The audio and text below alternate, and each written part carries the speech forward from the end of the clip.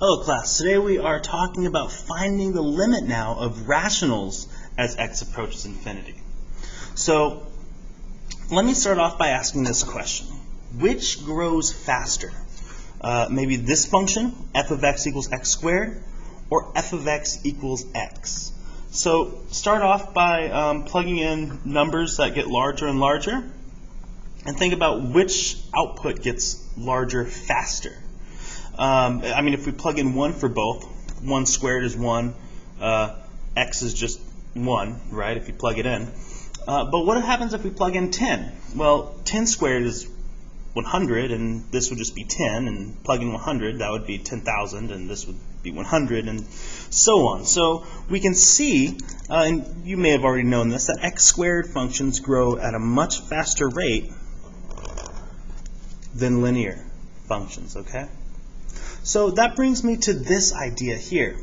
What if I was interested in finding the limit of x as x approaches infinity of this function, x squared plus x? If I plug in larger and larger numbers, which one of these terms, x squared or x, grows faster? Well, it would be the term with the larger degree, right? Or the larger exponent, right? I didn't mean to put that there, but okay, you guys kind of bled there. So, as x approaches very, very large numbers, this term is what really affects it. And this term kind of just doesn't really affect it as much, right? Think of plugging in super, super large number. That super, super large number gets squared, which gets super duper large. Well, this is still a super large number, but the square will grow much faster. So let's now talk about rational functions. So we know what a rational function is. It's any function that is composed of a polynomial in the numerator and the denominator, such as this. We have a numerator on top, or the numerator on top is a polynomial, 2x squared plus 3x minus 1, and then we have a polynomial in the denominator, x plus 4. So we know that a rational number is composed of a polynomial in the numerator and denominator. And when we're looking for the limit as x approaches infinity of rational functions, we have three special cases that may happen. And your answer will look different depending on what that case is. And that is that the degree of the numerator is less than the degree of the denominator. So remember what the degree is. The degree is the highest exponent. So in this case, the highest exponent is 2, it's squared, and the bottom is 3. So this is a case where the degree of the denominator is larger than the degree of the numerator. Our second case is when the degree of the numerator is equal to the degree of the denominator. Notice that they're both squares. And then finally, you may have guessed it, the last case is when the degree of the numerator is greater than the degree of the denominator. So let's first start off with this first example here, and I'll kind of show you what's going on here. So the limit as x approaches infinity of 3x squared minus x plus 2 divided by 4x cubed minus 6. Well, we discussed earlier that the only thing that, or not the only thing, the thing that, as we plug in larger numbers, such as infinity, if you think of plugging in infinity, you can't really do that, but a super large number, what grows the fastest are these leading terms here, the terms with the highest degrees, while this negative x plus 2 and this minus 6 become more and more irrelevant the larger the number we plug in. So we only want to look at these leading terms here, okay? So what we can do is when the limit, when we're looking for the limit as x approaches infinity of a rational function whose degree of the denominator is larger than the degree of the numerator, it will always, always, always trend to 0. And that is the case for positive or negative infinity. Now, you might be wondering, well, why is that? Well, let's take just the leading terms here. And let's see, I'll do it in green. Let's take the leading terms here, 3x squared divided by 4x cubed. And let's think about this. I'm going to rewrite this a little differently. 3x squared is 3xx, while 4x cubed is 4xxx, right? Well, we can cancel a lot of stuff out here, right? These x's cancel and these x's cancel. So really what we're left with here is 3 over 4x. Now let's consider finding the limit now as x approaches infinity of 3 over 4x. Imagine plugging in a very large number in for x, 100 million trillion gajillion, right? Doesn't this trend as we get larger and larger numbers, doesn't this trend towards 0? Because this 3 becomes irrelevant, right? This 4, well, whatever we plug in gets multiplied by 4. So the larger number we plug in, it trends to 0. And that is also the case here if we're looking for the limit as we approach negative infinity. We can plug in super large negative numbers, negative 100 million gajillion, and it will still trend to 0. It'll just trend to 0 from the negative side, if that makes sense, right? So the limit as x approaches positive or negative infinity of a rational whose degree of the denominator is larger than the numerator will always trend to 0. Okay? Now let's take a look at the case when the degree of the numerator is equal to the degree of the denominator. Well, in this case, it's just going to be the ratio of the leading term coefficient.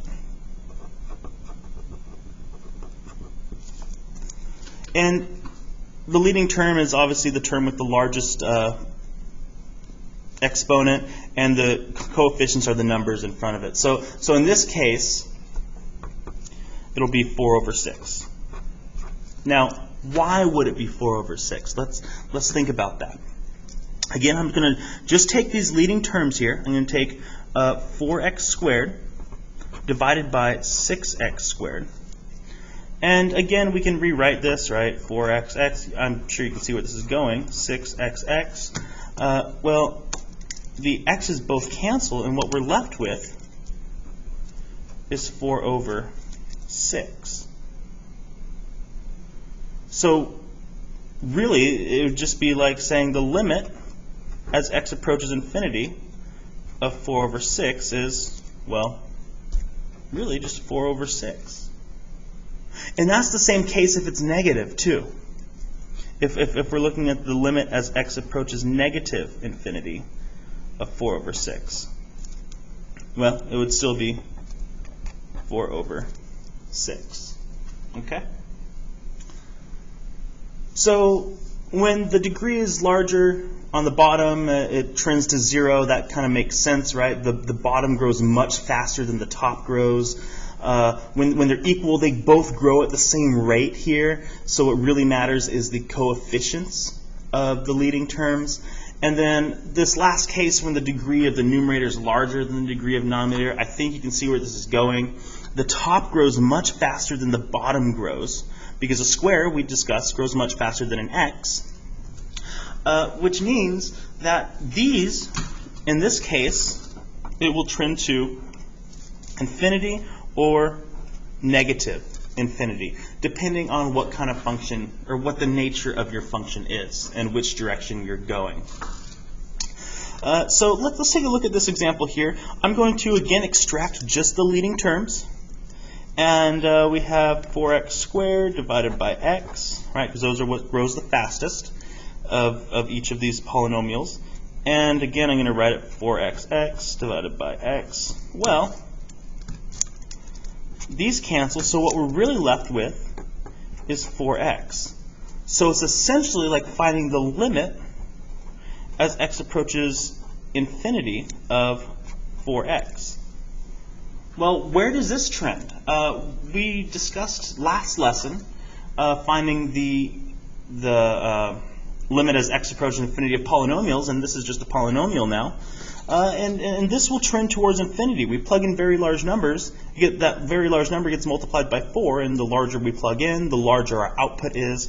Therefore, this trends to infinity. Let's think about this time in terms of finding it going to negative infinity.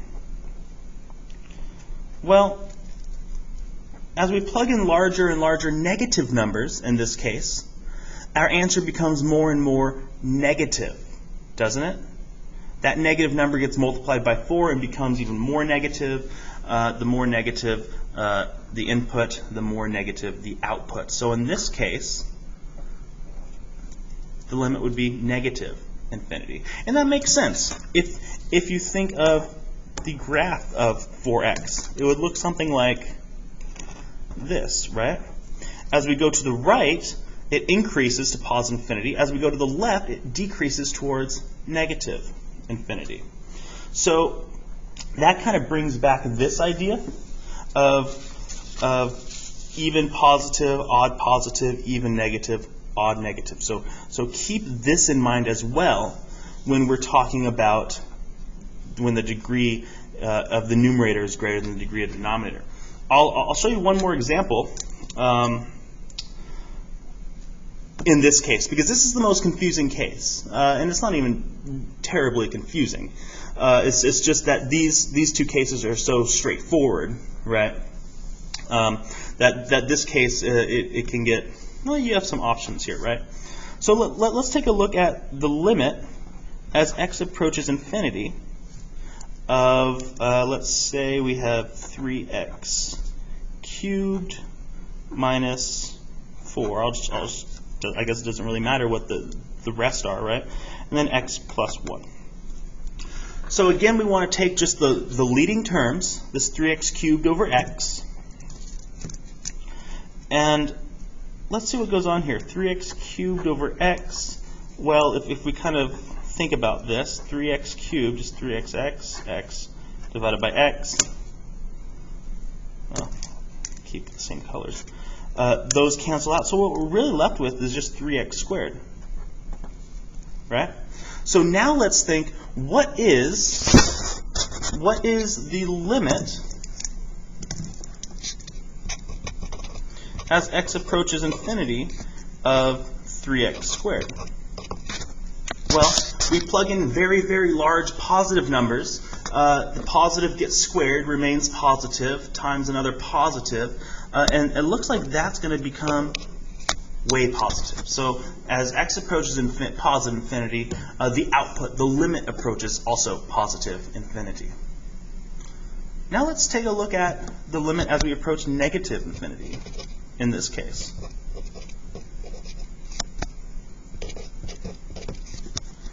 Well, let's think about plugging in very, very large negative numbers. We're going to plug in a very large negative, but it becomes squared. And what happens when we square a negative? It then becomes positive. And then we multiply by another positive. So as we go to the left, in this case, towards infinity, the function 3x squared also trends to positive infinity. And that makes sense, because if we were to look at this graph, 3x squared would look something like this, right? Regardless of what direction we go, whether towards positive infinity or negative infinity, we're both reaching towards positive infinity in the y direction. And that makes sense that that would happen, because this is an even positive function, right? There's no negative in front, which means it's positive, and it's an even degree, so even positive, they both go towards infinity. So I just want to show you lastly why this all works. And to do that, I'll just show you an example of this. Now, every time you do this, you don't need to do this long way. I just kind of want to show you what is going on behind the scenes here. The limit as x approaches infinity of 3x squared minus x plus 2 divided by 4x cubed minus 6. So really what you want to do is you want to take this function and divide everything by just the x that, or the leading x in the denominator. So in this case, just x cubed. Okay. So whatever is the highest powered x, and don't worry, you don't have to worry about the coefficient in this case. So to do that, we will say the limit as x approaches infinity of, now this is going to look pretty ugly, this is why I don't expect you to do this all the time, 3x squared divided by x cubed minus x divided by x cubed plus 2 divided by x cubed, all divided by 4x cubed divided by x cubed minus 6 divided by x cubed. And then if we were to simplify this, really what we get here is the limit as x approaches infinity. This turns into 3 over x minus, and this turns into 1 over x squared.